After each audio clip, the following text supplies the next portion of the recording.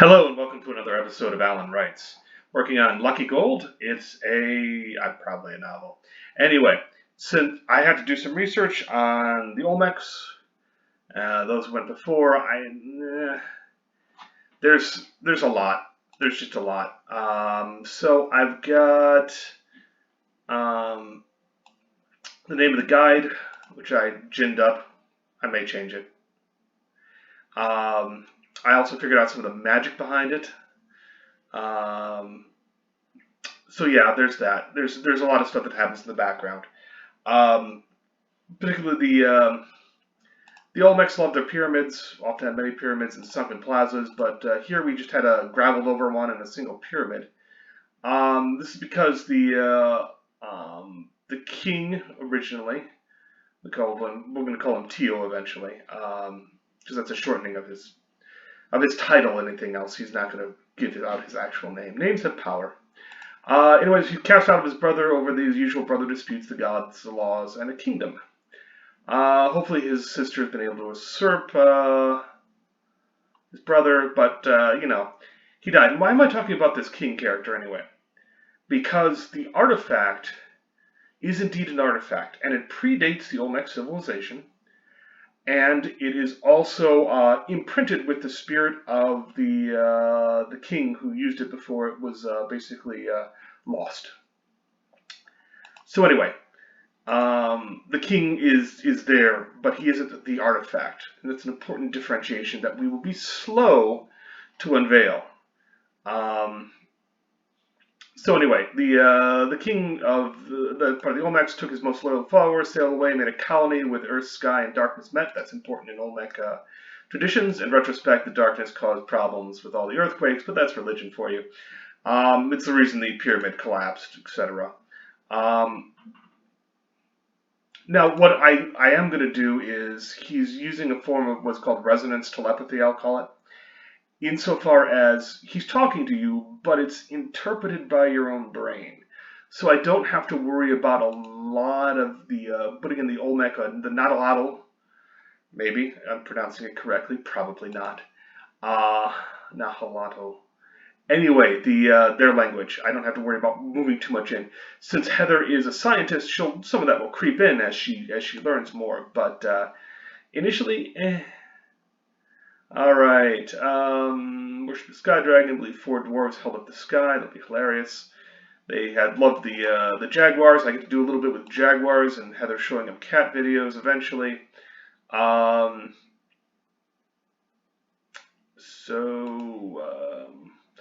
were he took his people away to this colony and was starting to rebuild and do everything right, and then the locals attacked him and his people. And why? The usual disputes: a goat, an insult, and a reprisal.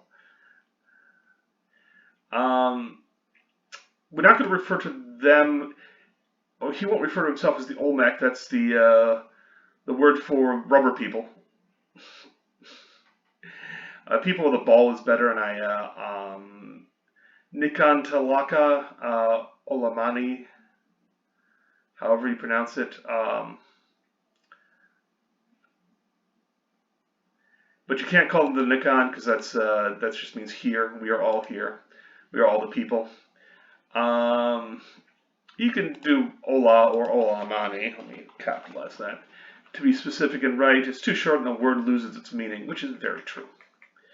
Anyway, the king is, or the crown king, Tialako Ikpak Zushiana, Joshua.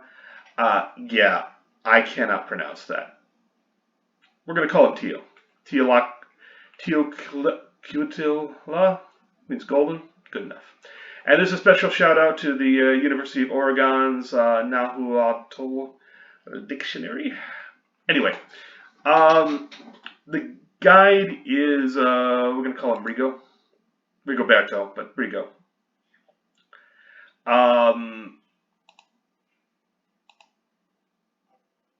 I know now what the artifact basically does. I had an idea for this. Basically, it's powered by the dying. People who die nearby power the artifact. You might be thinking, wouldn't it rely on negative luck or bad karma or something like that? And the answer is no, that takes energy. It takes energy to do bad luck. Deaths, on the other hand, are a complete release of the soul in this, and that gives them energy. Does it eat souls? Yeah. it is it is a powerful artifact, and it has a price. Um, why didn't it absorb the king's soul? Is the truth is that the king, after his long association with it, had some control over that, and could imprint himself on it rather than be consumed. And then the thing went dormant, and it didn't eat the rest of him, and so he was able to learn over time how to keep it back better. So anyway, can it do things? Can it do really powerful things? Really probability twisting things? The answer is yes, if given enough power. That is, if you stuff enough souls into it, it will do a thing for you. Does this sound like a bad bargain? It kind of is. Will Heather keep it? I don't know. It depends on circumstances. She may just simply not, It depends if I introduce any sort of character who has a knowledge of the magical world into this. And if I do a Jim Butcher like wizard, well, that would be a thing. But I don't think people who are going to approach her initially are going to be of the good sort. They're going to want to use it. And so what? Millions die, every year, something, something, something. So the artifact can get powered by a lot of stuff. Now, can it bring back our Tio, the long dead king? The answer is it would take millions of souls. So yes, it could happen. And with you've got billions of souls, amazing things can happen if you push it. So people are going to want this, and I've got a little stuff on the background for the Olmecs. Tio married young, this political alliance, and they had one child who survived, and then his wife took a lover. All right. But she eventually perished for reasons. Then he married again for love, and it was better until things happened. I think the mundane villain of the piece is going to be Stefano Varala. He is a gang member. I don't want to call him a gang leader. It's more than that. He's a mercenary prince, making his own way in the world.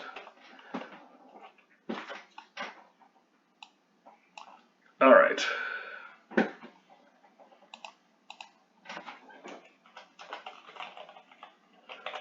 Rigoberto.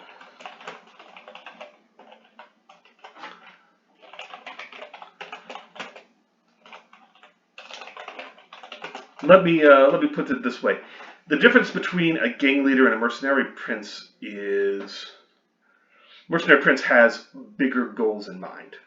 A gang leader wants power and control, but he just wants more.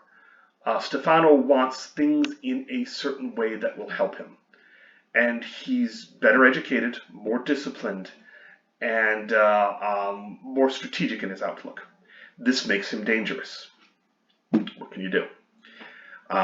He's the big bad of the piece. I need a magi who is after the artifact, a consulting wizard who is drawn into things. Wizard / witch. So, because we're dealing with magic, the trouble is, unless there's a formalized school of some sort involving magic, which is always one way to do it, people are just kind of learning some stuff, and maybe they're good at one thing or another, and they can write down some stuff and they can pass it on to somebody else if they take a student, but if they don't, it's just kind of lost. So what I'm imagining is also that magic is personal, and that you can't just be like, say these words and cast this spell. It does not work like that. You can train yourself to do that if you've got magic, sure. But it's a skill like anything else. The more you work at it, the better you get. And sometimes there are things you can say that are, words of magic that help you specifically access whatever magical source we've got in the world, which is probably some sort of latent. I don't want to call it mana, but it's sort of like mana in the general understanding of the term, in that there's a power out there. But mana really means, what is it? It's what you accrue in life. It's sort of experience in the original term that it's used. You can say, well, there's like manna from heaven, and there's stories about that of the wafers falling from the sky. Sure. In this, we're going to say that basically the dead spirits, their energies, partially at least, before they move on or whatever, which I'm not going to get into. I don't want to have to deal with the afterlife in one book. The book is already filled enough. There's additional energies around that magic can tap into. Like in science, there's electricity all around, or there's magnetism, and you can sort of tap into that if you've got the right tools, or create the right engines, etc. But anyway, in here, I don't think we're going to have the big schools of learning of magic of how to do this or that or the other thing. And fireballs would be pretty damn rare, just because the amount of energy you're expending or summoning at one point is immense.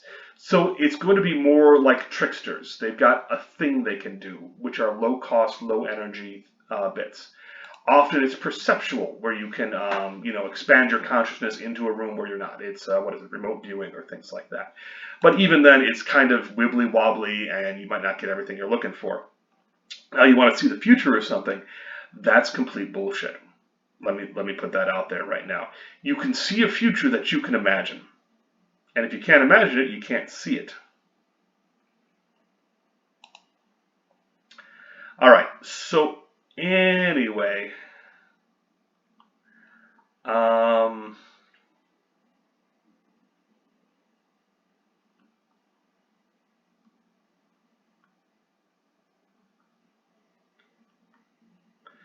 well, let's stick with Daniel on this next passage.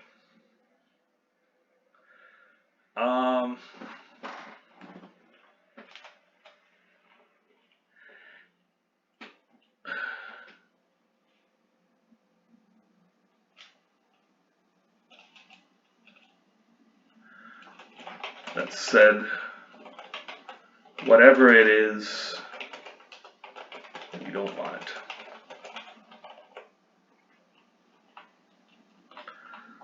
Okay, then we go to now.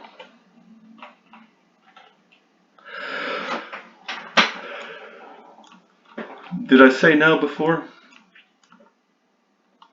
No, I italicized it to indicate a time jump now.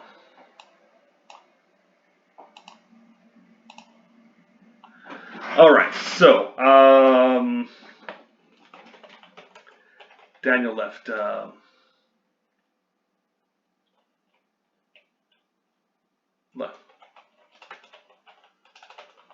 whistling. Left whistling. A fine presentation and a few million were sliding toward projects.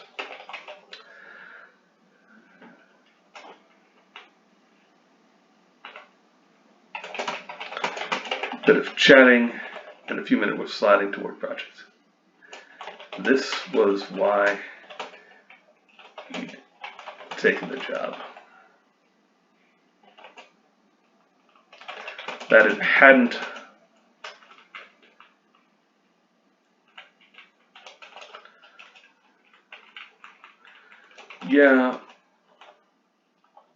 road materials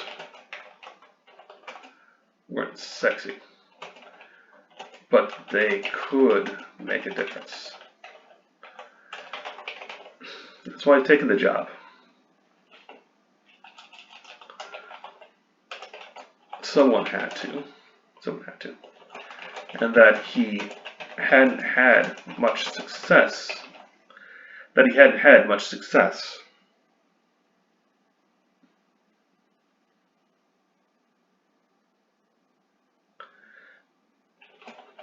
Till now. His job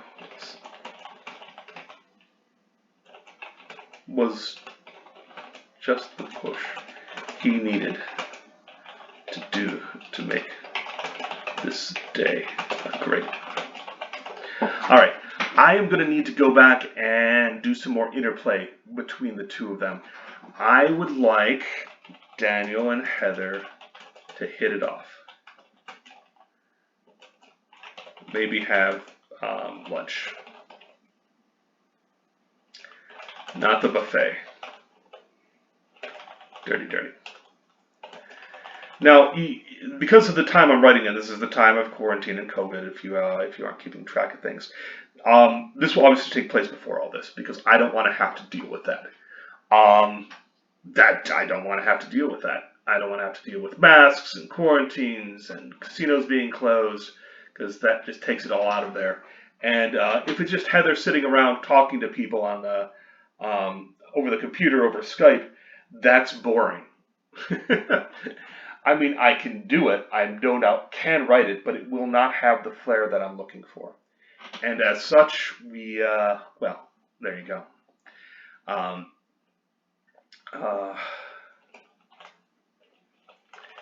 As a policy of not asking for dates from clients, it'll get weird. His mentor said. Can't see how that would be wrong. Okay, so I'm going to have to snap back, and we'll do a little more.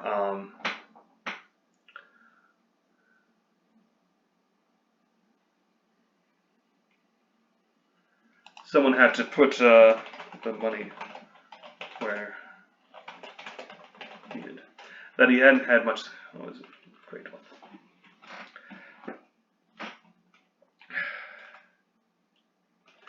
And this might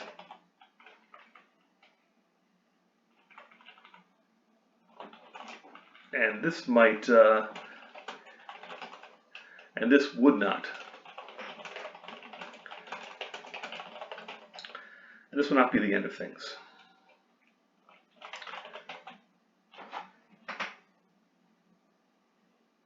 And what was her last name? Heather Flowers.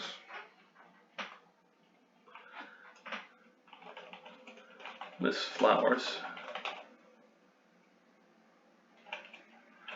was clearly just getting started. However, how she made her fortune was her business. Literally.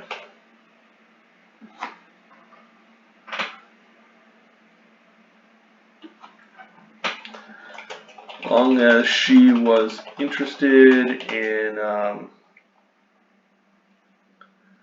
what are we calling this? The projects Daniel had. It seems so long as she was interested in the projects that Daniel had.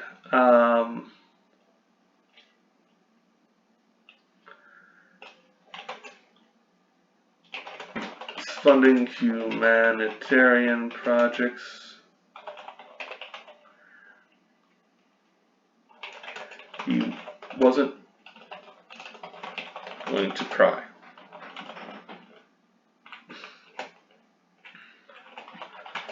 The methods. Legally, he didn't have to.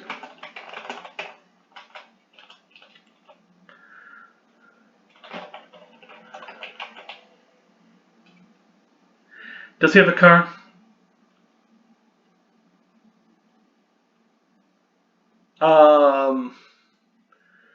His rental car.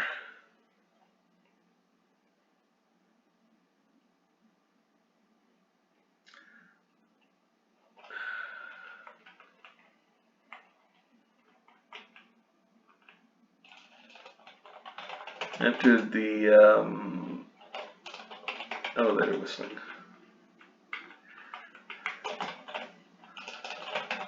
Doors to the elevator. The doors to the elevator opened.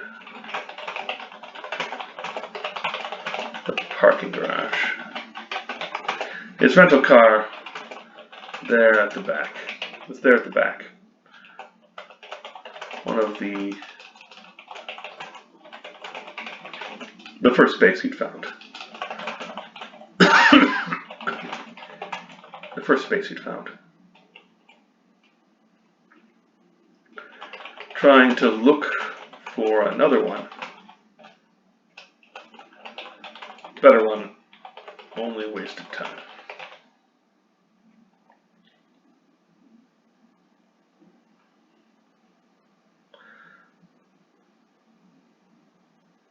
Trying to look for a better one, only wasted time. Only wasted time when a walk would be so much shorter. And better for you. Longer on the sides. A little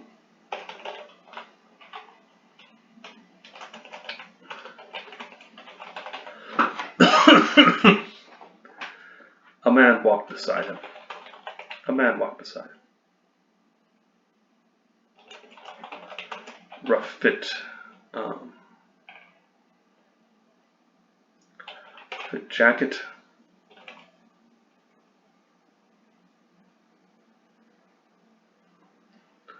Rough fit jacket. Dirty jeans.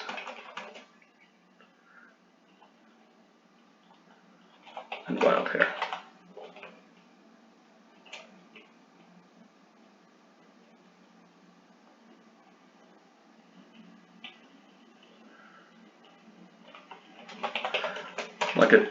Like a wolf trying to be a dog.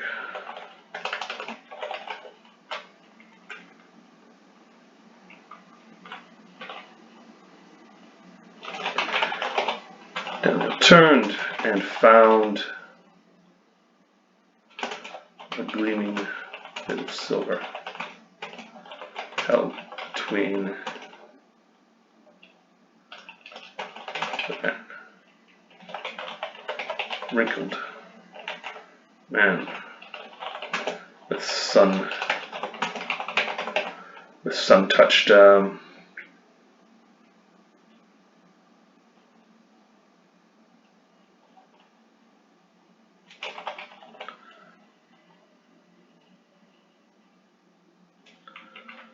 wrinkled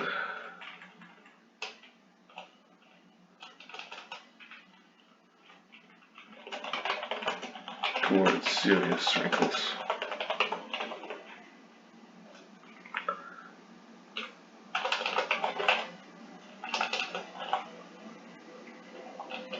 Gleaming pick of silver.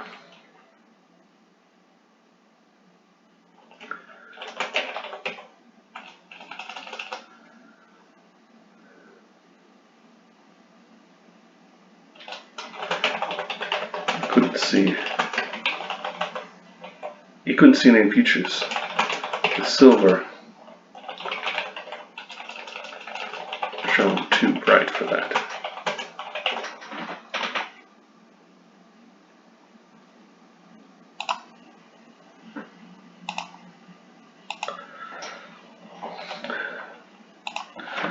All right.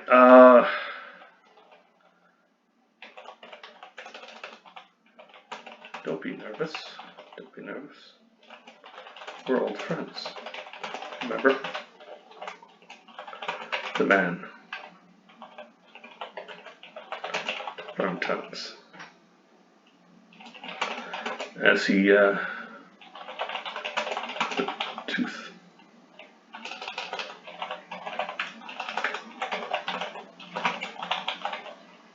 Toothpick about.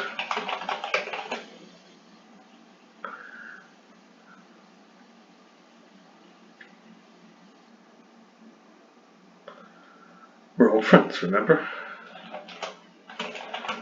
Way back in the day. We do? Daniel asked to recall the voice. Yeah. Name me. Oh,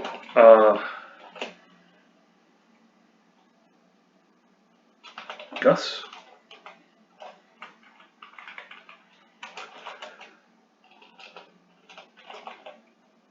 God, Gus. Been an age, Daniel said, and the warmth of old memories filled him. Of a little town, a little slice of the suburbs. All right, so where's Daniel from? Little slice of the suburbs of the valley, a little slice of the valley. That was his and always would be. He and his friends.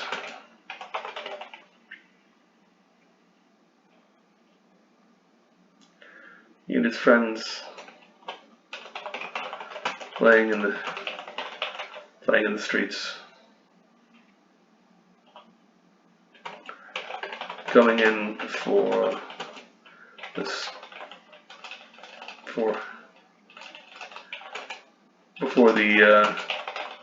street lights turned on. Coming in when the street light. If you are, I'll say this takes place in the he grew up in the 1990s. Playing on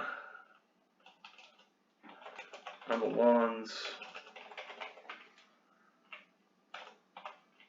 coming in when the street lights turned on.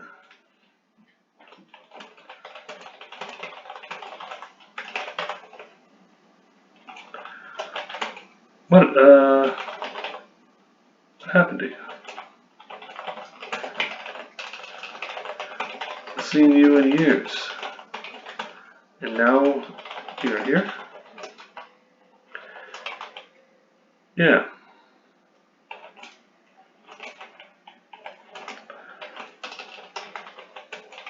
Gus said, smiling with teeth that needed a cleaning.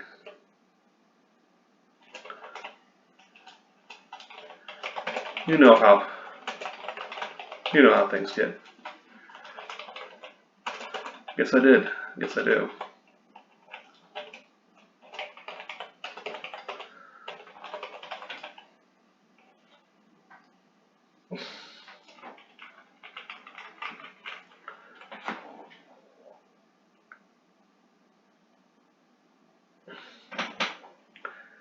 You know how things get.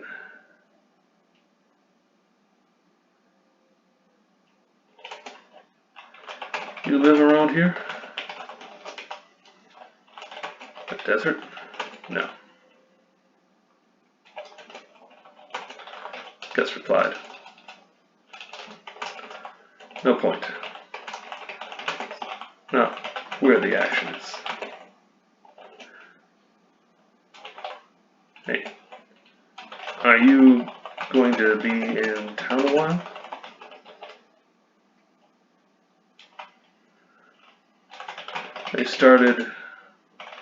They resumed walking.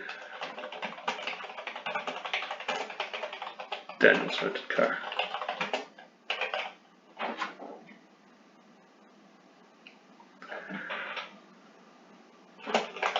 Maybe Gus just needed a lift. Easy enough to help out an old friend.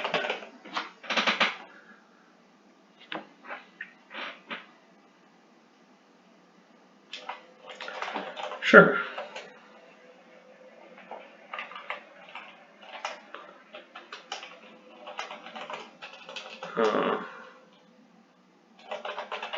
Depends on.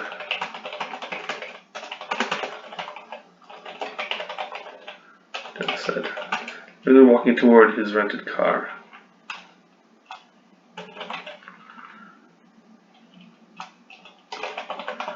Couple of days, tops, depending on the brakes.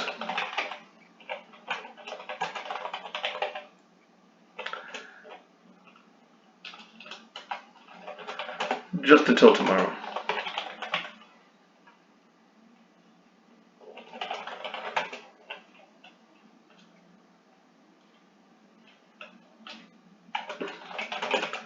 Had a big breakthrough.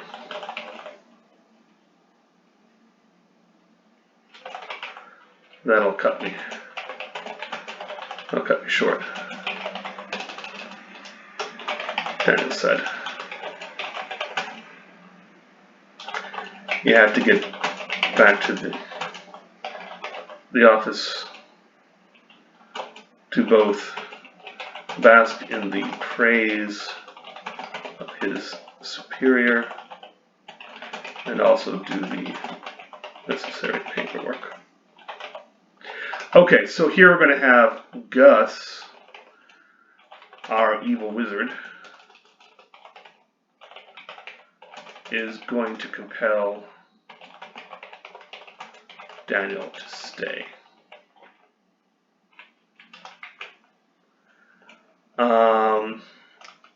Get a room in the hotel. Gus will take Daniel's room at basically it's at this hotel, clean up, etc. Gus compels Daniel to pursue to Heather romantically and otherwise. Full press. Come on, she's a prize. Gus is our evil wizard, and I don't know who he is yet, other than he is a manipulative bastard, and he's got the power of suggestion. Now, it is just suggestion that he can do, and if you're braced against him, it's not that effective. Moreover, he can't use it on Heather, or likely any of the casino staff, because dedication. Suggestion only goes so far. If braced, it can be useless. So, what other tricks does the wizard have? He's going to be, he's a manipulation wizard. Silver to blind, gems to bind, resonance again? I don't know. I need to come up with his particular quirky sort of magic, which I will probably do with a little research, but that is for another time as we try to hammer out where we're going. We have gotten barely a page. All right, well, that's writing for you. I don't know where this is going, but once it's going, I can then edit it to something better. And that's just the way writing is. You can't fix a blank page, to paraphrase someone whose opinion I respect. All right, so I hope you've enjoyed this, a little bit of creative romp, and I hope stay safe out there, and have a good day. Thanks.